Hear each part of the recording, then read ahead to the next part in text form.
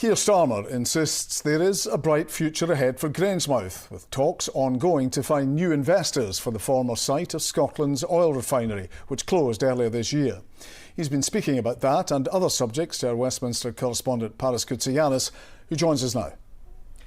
Yeah, Keir Starmer brought journalists to a roof terrace in London's Tech Quarter for interviews ahead of the Labour conference. It's the last UK party gathering before Scottish elections next year, and the SNP remains far ahead in the polls. But before getting to that, I asked the Prime Minister when we could expect a deal with Donald Trump to remove those tariffs on whiskey, something that was missing from last week's state visit.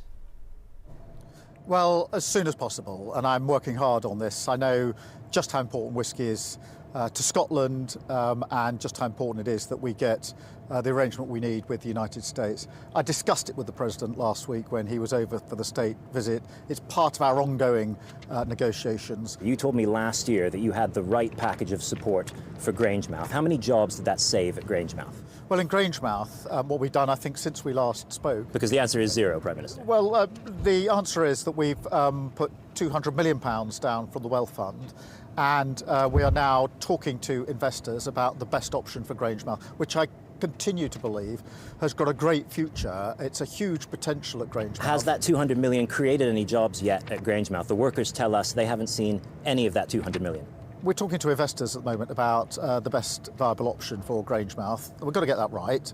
Because they do obviously feel betrayed. I do want to reassure them and you and everybody watching that Grangemouth is really important to this government, to me personally. I do think there's a great future ahead for Grangemouth, and that's why that money's been set aside and we're working with investors on it. Is there a great future for Labour in Scotland, though? You're way behind in the polls ahead of the elections next year. If the SNP or pro-independence parties win a majority, can they hold a second independence referendum? What we're talking about at this election is giving the SNP a third decade in power. Now, look what they've done with the NHS, with so many people on the waiting list. Look what they've done with education across Scotland. The point about independence for me is it's a distraction tactic which is always deployed by the SNP when they don't want a discussion about their record. You won a majority at the last election. You're doing things that weren't in your manifesto. If the SNP win a majority, why can't they do what's in their manifesto?